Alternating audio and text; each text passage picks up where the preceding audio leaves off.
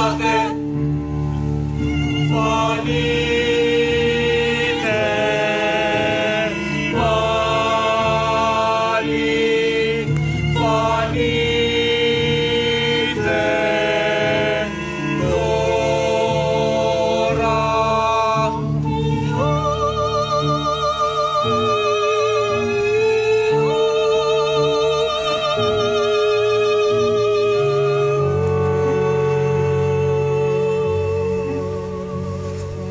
Των δεινών μου το πλήθος, φορτίο βαρύ, νοσή, το πλήρωμα όλης της πόλης.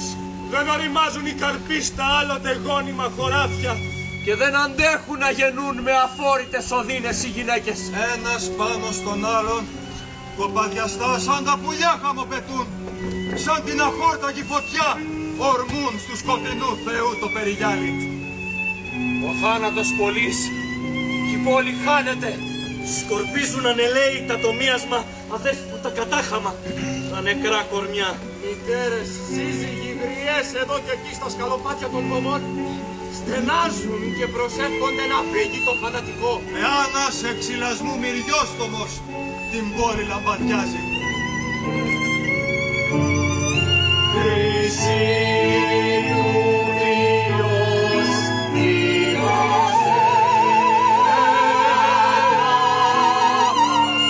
επίβλεψε και στείλε γελαστική αρρωγή σου.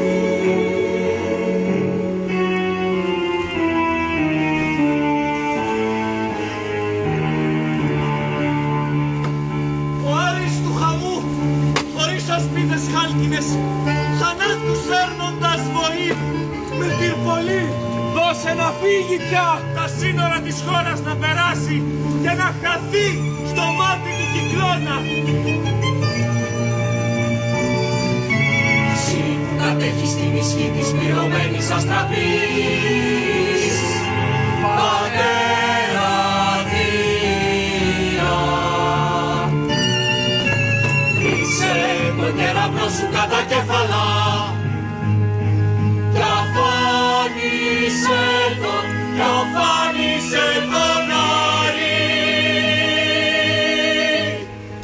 Καλό τον πολιούχο της χώρας, το βάτχο που έχει τη μέθη στη ματιά, στην κεφαλή διάδημα.